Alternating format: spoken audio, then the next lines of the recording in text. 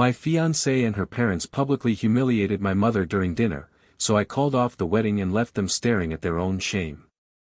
I'm a 29-year-old guy, and if there's one thing that's shaped every part of who I am, it's my mother. She's always been my backbone, this quiet, humble woman who survived more pain than she ever let the world see, carrying herself with a kind of dignity that didn't need money or status to feel genuine. Whenever life got loud or overwhelming, she was the soft place I landed, the person who told me, we don't need much to live well, just peace.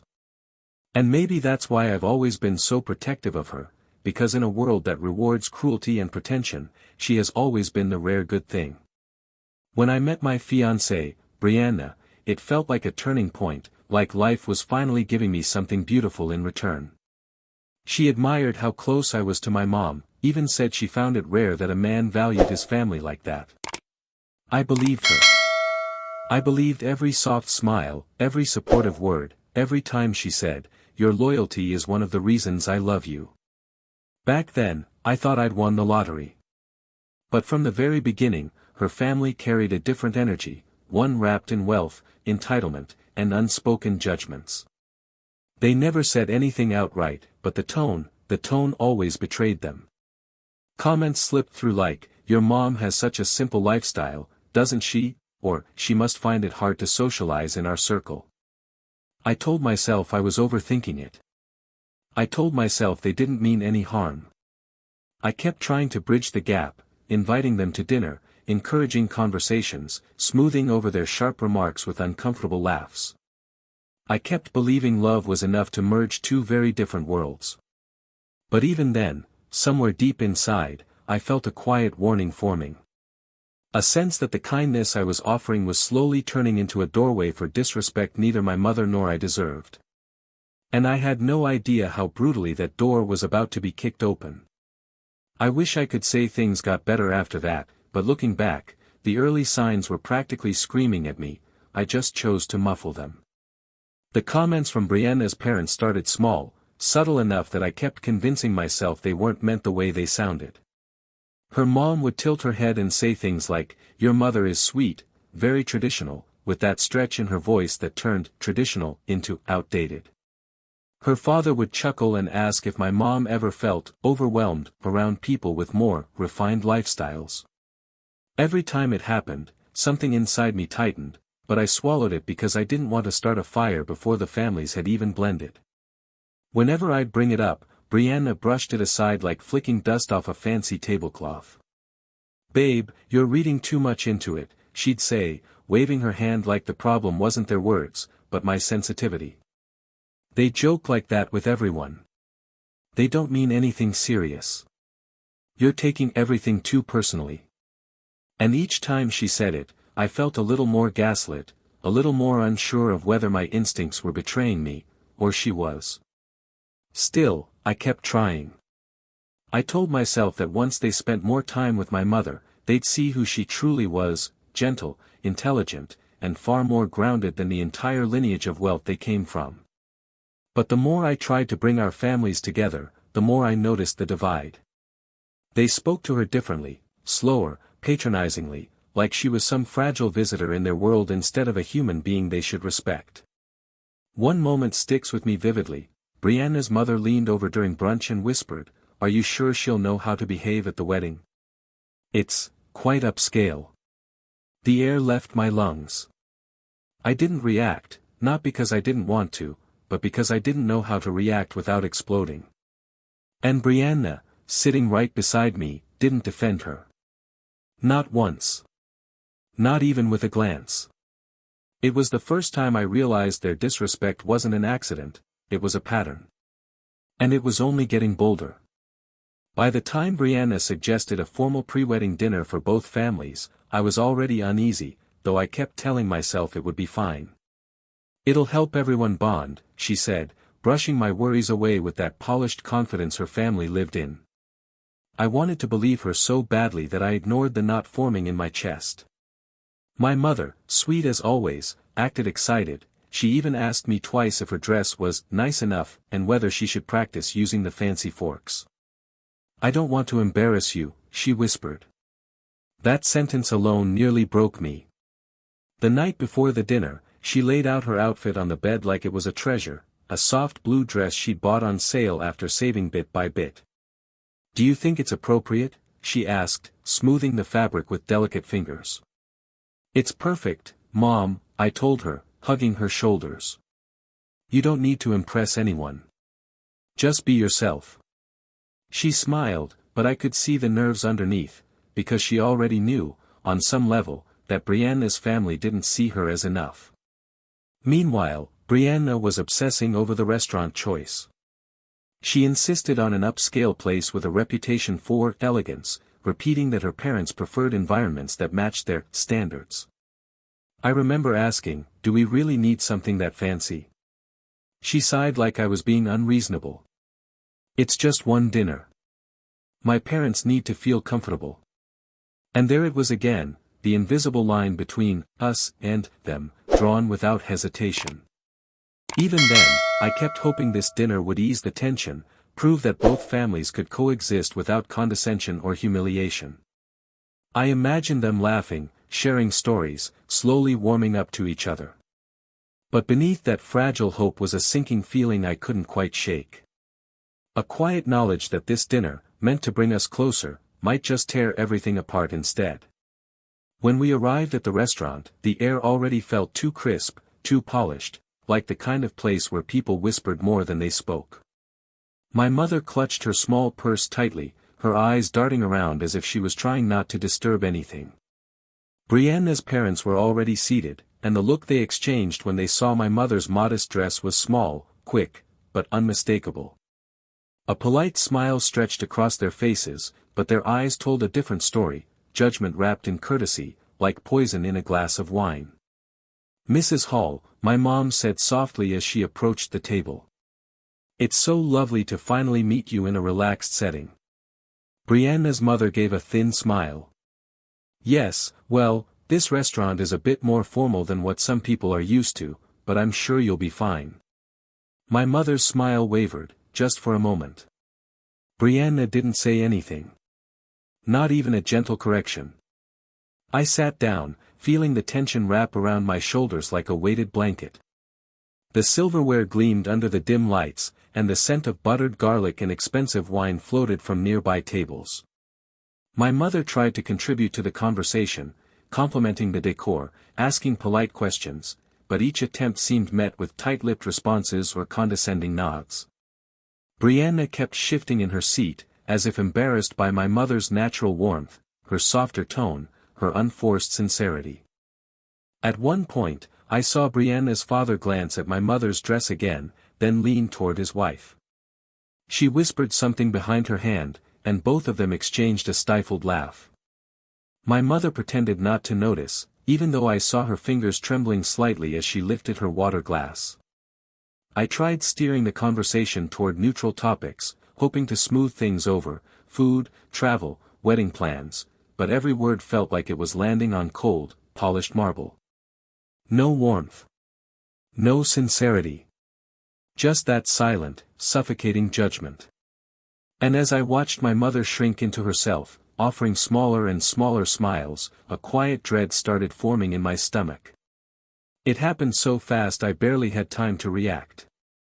One moment, the table was wrapped in that stiff, uncomfortable politeness, and the next, Brianna's mother leaned forward with a smile so sweet it was practically venom. "Your dress is very simple," she said to my mother, loud enough that the nearby table paused mid-conversation. "It's refreshing to see someone who doesn't mind wearing affordable things." Her tone dipped on the word affordable like she was describing a stain she couldn't scrub out. My mother froze, then forced a tiny smile that didn't reach her eyes. "Oh, I just wanted something comfortable," she murmured. Brianna's mother nodded sharply. "Of course. Comfort over style. Some people prioritize differently."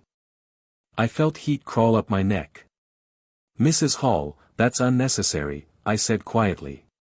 Brianna shifted in her seat but kept her eyes glued to the menu, pretending she hadn't heard a thing. That silence from her, that hurt almost as much as the words themselves. Then her father chimed in as if this were some comedy routine they'd rehearsed. "So tell me," he said to my mother, swirling his wine. Will you be comfortable at a high-end wedding? The venues we're considering are quite upscale. Not exactly modest. My mother let out a soft laugh that cracked halfway. I'll manage. A wedding is about the couple, not the location. He raised an eyebrow. Yes, but some environments require a certain presence. Confidence. Poise. I clenched my jaw so tightly it hurt. The room felt hotter, smaller. I could see the way my mother's shoulders had curled inward, how she kept smoothing her dress like she was apologizing for existing. Brianna still didn't look up, didn't defend her, didn't stop them, didn't even look uncomfortable. This wasn't teasing. This wasn't misunderstanding. This was targeted humiliation, masked as casual conversation. And as I watched my mother wilt under their scrutiny, a cold realization crept into my chest. Their cruelty wasn't slipping through anymore. They were showing it openly. Boldly. Without shame. And Brianna was letting them. I thought the insults had peaked, but apparently, they were just warming up. The waiter had barely returned to refill our glasses when Brianna's mother lifted her hand dramatically, waving him over like she was summoning a servant in some outdated mansion. Excuse me, she said loud enough for several nearby tables to turn. She pointed at my mother's plate. Do you have a simpler menu? Something less sophisticated? She might be more comfortable with basic dishes. The entire section of the restaurant went silent for a moment, like the air itself recoiled. My mother's hand began to shake so visibly that she set her fork down before it slipped. Ma'am, we can prepare anything you like, the waiter said gently to her, ignoring the insult. My mother whispered, No, this is fine, but her voice broke halfway through.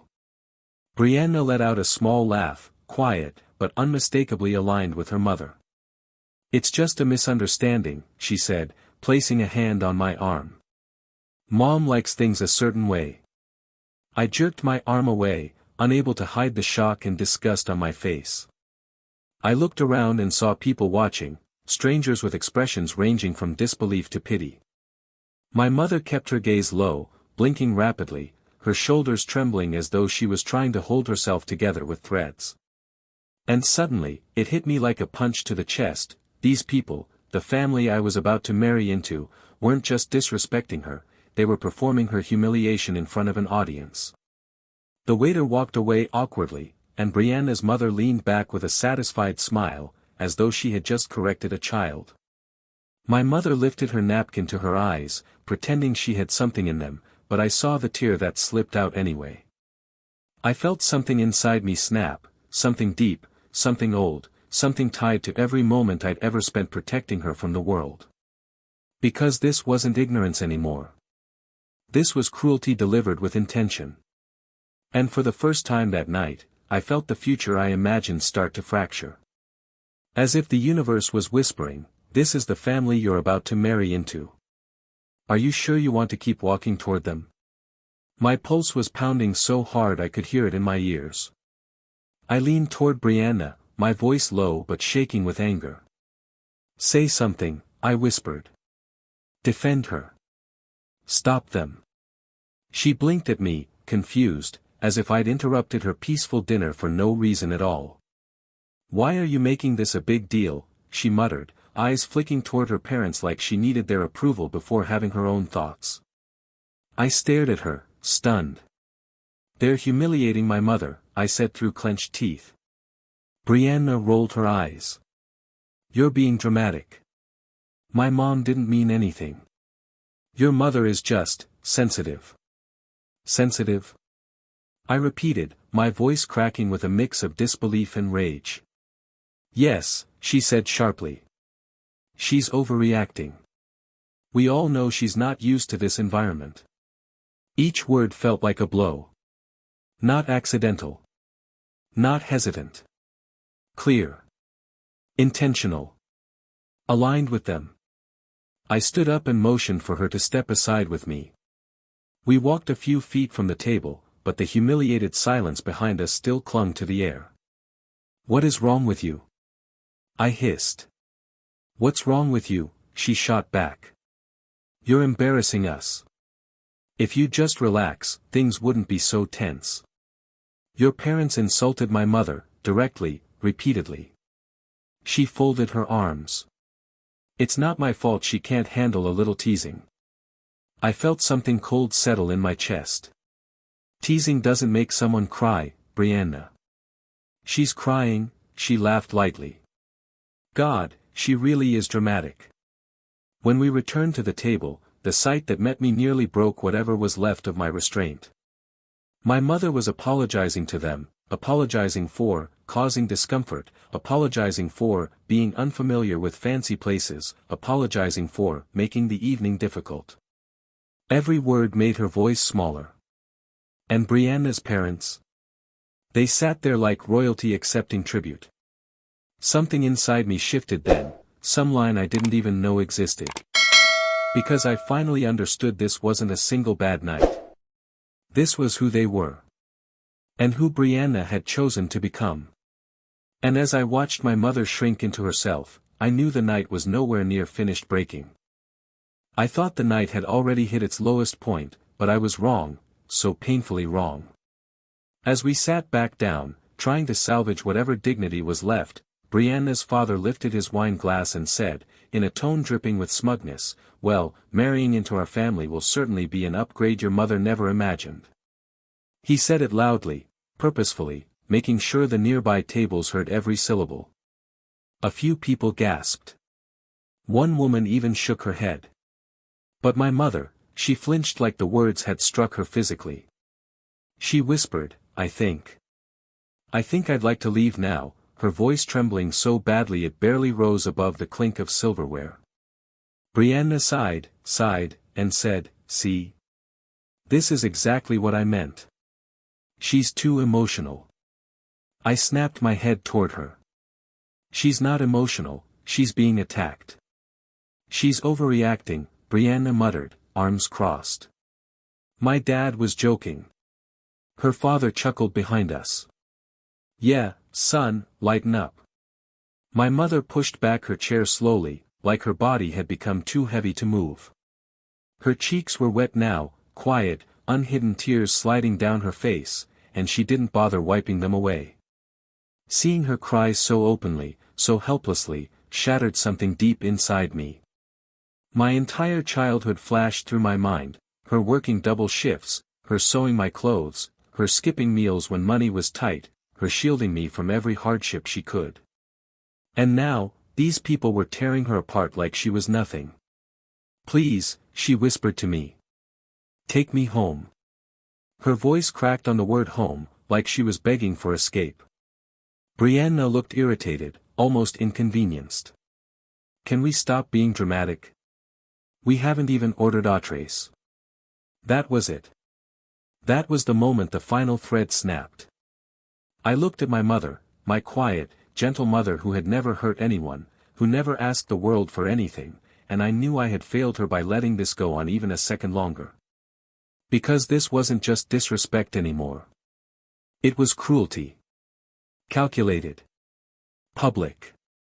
And sanctioned by the woman I was supposed to marry. And as I wrapped my arm around my mother to help her stand, a cold, steady fire settled inside me. The moment I stood up with my mother, something inside me snapped into clarity, sharp, cold, and unwavering. I didn't raise my voice. I didn't need to. The entire restaurant was already watching us with quiet shock, their eyes flicking between my trembling mother and Brianna's smug, dismissive family. I felt my mother lean into me for support, and that alone hardened my resolve into something unbreakable.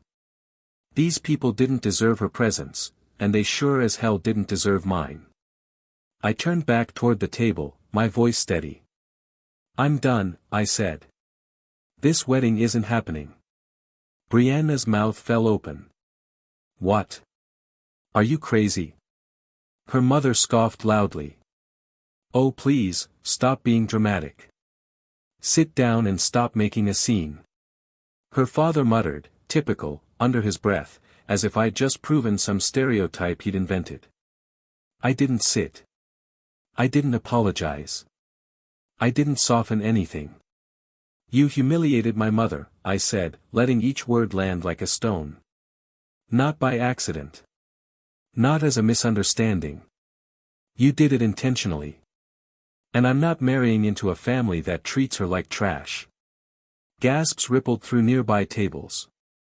Brianna shot up from her chair and grabbed my arm. Stop it. You're overreacting. Don't throw away years over one stupid dinner. I pulled my arm free. It's not one dinner. It's every comment. Every insult.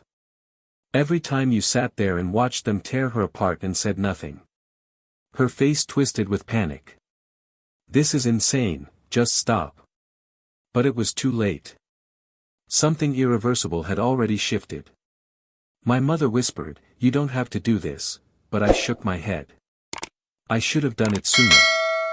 Brianna's mother huffed loudly.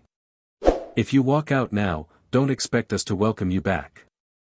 I looked directly at her. Good.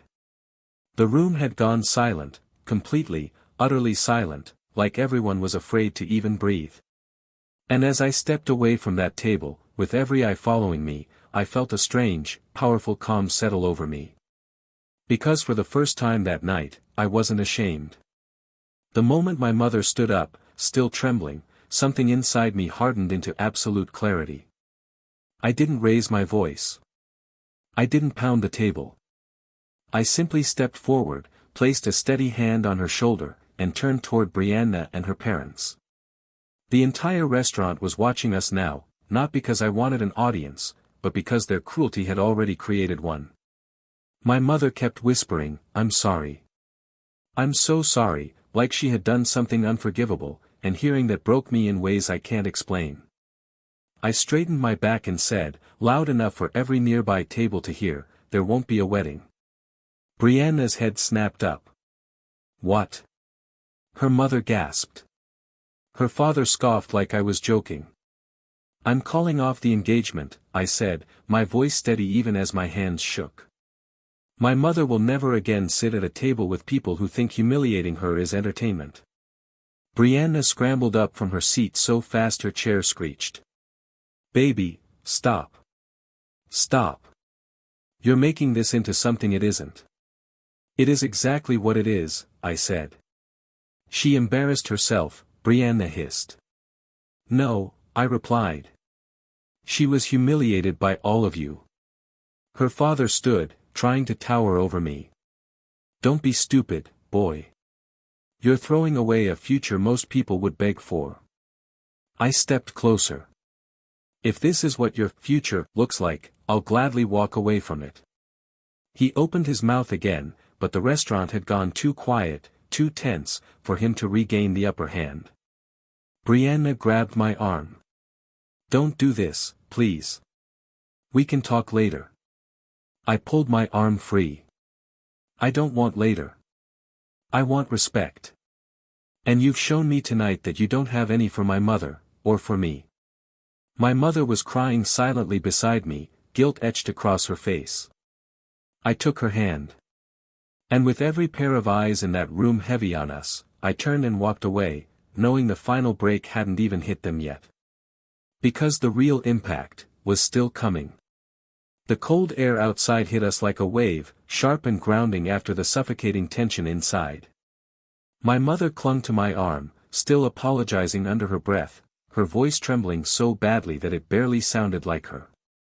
"I'm sorry, sweetheart. I shouldn't have come. I ruined everything," she whispered, wiping her cheeks with the back of her hand. Hearing her blame herself made something inside my chest twist painfully. The night wasn't just cruel, it was twisted enough to make her feel responsible for other people's cruelty. Before I could respond, the restaurant doors burst open behind us. "Stop walking away from me!" Brianna shouted, heels clacking across the pavement. She grabbed my wrist. "You overreacted. You embarrassed me. My parents just joke like that." I turned slowly, my voice low. "If that was a joke, then you're all far worse than I thought." She threw her hands up. "Your mother was acting like a victim. What was I supposed to do? Defend her, I said. Or at least not laugh. My mother flinched when Brianna raised her voice again. Do you realize how much you're throwing away? The wedding, the house, the life we planned. I stepped between them. A life built on disrespect isn't a life I want. She stared at me like she didn't recognize me. You're choosing her over me? Yes, I said without hesitation. Because she never asked me to abandon my dignity. For a moment, Brianna looked genuinely shocked, like the idea of losing control had never crossed her mind. But then her face twisted. You'll regret this, she snapped. You'll come crawling back. I shook my head. I'd rather start over from nothing than spend one more day tied to a family that humiliates the person who raised me. My mother whispered, "Let's go home," her voice soft and broken. I wrapped my arm around her shoulders and guided her to the car, feeling something heavy fall away behind us. But even as we drove off, I knew this wasn't the end. Because people like them, they don't let go easily. And the fallout was coming. I didn't plan to make a scene. I really didn't. But something about watching my mother struggle to hold herself upright while Brianna's parents smirked pushed me to a place I'd never been before. I stood up so quickly my chair scraped against the floor, drawing a sharp sound that made half the restaurant look our way. My voice came out steadier than I expected. This wedding is off. At first, Brianna laughed, actually laughed, like I was telling some dramatic joke. Sit down, she hissed. You're embarrassing us. No, I said louder. You embarrassed my mother. You let your parents tear her apart. Her face twisted with panic. Stop it. You're overreacting. I shook my head. No. This ends now. Her mother scoffed loudly. Oh, don't be ridiculous. You're not walking away from our family over one emotional evening. I turned to her slowly. I'm walking away because this isn't one evening. It's who you are. The restaurant had gone silent, waiters frozen, diners staring, all eyes locked on us. Brianna grabbed my arm with trembling fingers, whispering urgently, please. Not like this. People are watching. They should watch, I said. Let them see what you did. My mother whispered my name from behind me, her voice small and cracked, but I didn't sit back down. I refused to let her be the only one humiliated tonight. I won't marry into a family that treats my mother like she's beneath them, I said to the whole table. And I won't marry someone who stands by and lets it happen. Brianna's face had gone pale, her parents stiff with outrage. But for the first time that night, I felt a kind of calm settle into my chest. A calm that came from knowing I was finally, choosing my mother over their cruelty. And the night wasn't done with them yet. The second I stepped away from the table, my mother clung to my arm like she was afraid her legs wouldn't hold her. Her breaths were shaky, uneven, and I could feel how hard she was trying to steady herself. The restaurant lights felt too bright now, the polished floors too loud under our steps, like the whole place was spotlighting our pain. And behind us, I heard Brianna scramble out of her chair, heels clicking frantically as she chased us toward the entrance. Wait, please, wait, she called out, grabbing my arm again. Don't do this, she whispered. We can fix it. I turned to her slowly. Fix what, Brianna? My mother's tears. Your parents' cruelty. Your silence. She opened her mouth, closed it, then whispered, you're ruining everything.